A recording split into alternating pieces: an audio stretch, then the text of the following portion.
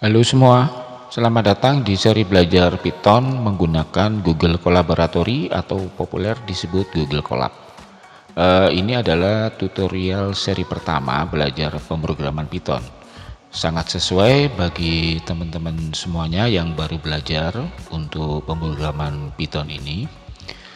Saya sengaja mengajak teman-teman semua belajar Python melalui Google Colab.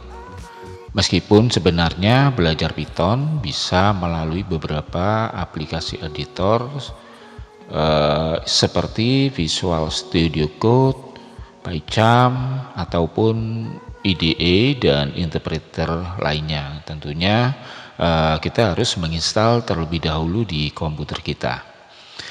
Oke, kenapa kita belajar Python melalui Google Colab? Jawabannya adalah Google Colab merupakan salah satu layanan tools Google yang membantu kita sebagai user dalam proses pemrograman dan pengolahan data secara online. Ibaratnya kita dipinjami oleh Google mulai dari prosesor dengan spesifikasi yang mampu mengolah data yang besar, ya, termasuk mengolah citra atau image processing, memori juga, dan juga kapasitas hard disk untuk penyimpanan data, sehingga kita hanya membutuhkan koneksi internet saja. Google Colab pada dasarnya serupa ya dengan Jupyter Notebook gratis ya. Ini bagi yang sudah pernah mencoba Jupyter Notebook tentunya tidak asing dengan Google Colab ya. Namun Google Colab berbentuk cloud yang cukup dijalankan menggunakan browser dan memungkinkan kita ya untuk bekerja dengan kode Python tanpa perlu melakukan proses instalasi dan setup yang lainnya. Justru semua keperluan setting dan adjustment diserahkan ke cloud Google Colab. Di akhir serial pembelajaran Python ini ya, saya mengajak teman-teman semuanya untuk belajar dasar-dasar mesin learning. Oke, sekarang kita mulai dengan Google Colab. Yang pertama ya, kita buka Google Chrome ya. Namun jangan lupa untuk mengisikan dulu atau login dulu menggunakan akun di Google kita ya. Saya menggunakan akun Gmail. Kemudian pada bagian address bar kita ketikkan aja cukup Colab gitu aja ya. Nah, ini ada sisa case ya. Nah, kita ketikkan Colab seperti ini, kemudian tekan enter. Kita lihat di baris yang pertama ya, di sini ada colab.research ya .google.com. Nah, kita klik yang Google Colab. Mungkin ya, ini masih menunggu koneksi, oke. Mungkin bagi teman-teman yang baru pertama ini masih kosong biasanya atau tampilannya mungkin berbeda ya. Di bagian ini nanti kalau dokumen-dokumen pemrograman kita sudah banyak akan ditampilkan di sini.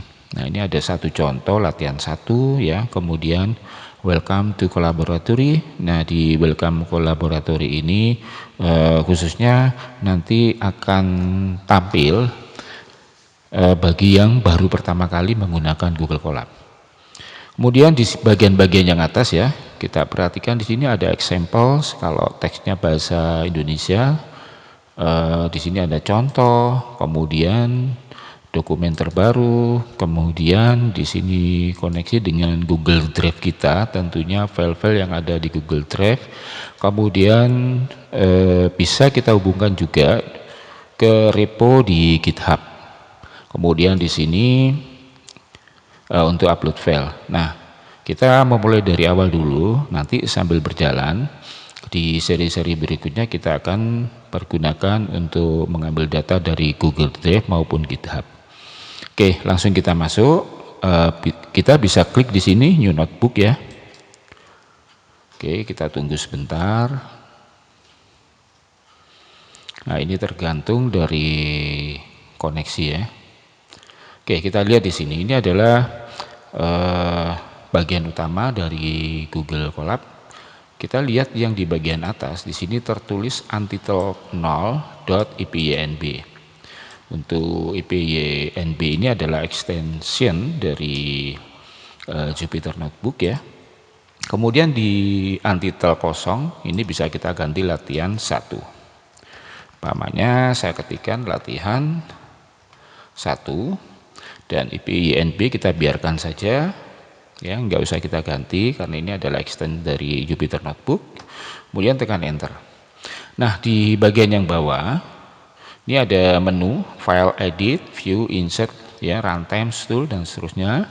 Kemudian di bawahnya ada code dan ada teks. Ini adalah bagian untuk menambahkan sel.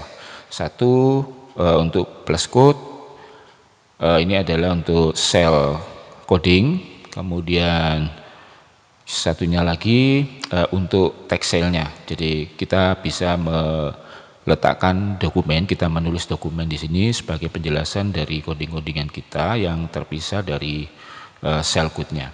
Nah, kita coba ini ya untuk yang pertama. Misalkan kita ingin mengetahui ini versi Python yang dipergunakan versi berapa. Kita ketikkan aja tanda seru Python, kemudian -2 kali version seperti ini. Nah, kita jalankan ya running cell-nya. Kita run untuk selnya. Tunggu sebentar, kita perhatikan di sebelah kanan ini. Ini ada status connecting ya. Artinya kita masih menghubungkan dengan mesin dari Google Compute Engine. Kemudian initializing, status sudah terhubung, dan setelah terhubung nanti di sini tampil untuk RAM yang dipergunakan berapa dan disknya yang sudah kita pakai berapa. Nah, kemudian kita lihat hasilnya. Nah, ini adalah yang barusan kita ketik, Python versi mayornya 3 ya, .8.10 ya, atau kita sebut Python versi 3. Kemudian jika ingin menambahkan sel baru ya, cukup kita ketik lagi di sini plus code. Nah, coba saya ulangin lagi menggunakan Python ya, tanda seru, cuman P-nya, huruf P-nya saya tidak suka huruf kecil ya, saya ingin huruf besar saja. Version ya seperti ini, kemudian kita run. Tentunya untuk running yang kedua ini biasanya lebih cepat ya karena dia sudah terhubung ya. Jadi tidak perlu connecting dan initializing, cukup langsung di run. Nah, kita perhatikan di sini. Ini kenapa ini? Python comment not found. Artinya apa? Artinya adalah komen-komen yang ada di Python menggunakan case sensitif ya. Termasuk juga variabel nanti kita gunakan case sensitif. Artinya dibedakan huruf besar dan kecil. Nah, kita ketik P-nya kita ganti dengan P kecil, kemudian kita run cell lagi. Nah, dia baru bisa menampilkan seperti ini. Jadi perlu kita ingat bahwa Python sama dengan beberapa bahasa pemrograman yang lainnya seperti C, kemudian PHP ya. Kemudian juga JavaScript ya, dia bersifat case sensitif. Oke, itu saja pengenalan Python menggunakan Google Colaboratory.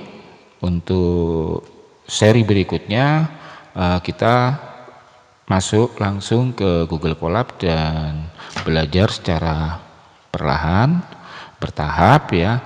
Semoga teman-teman semua nantinya bisa memahami dan menjadi jagoan-jagoan coding Python. Terima kasih, sampai bertemu kembali di seri berikutnya.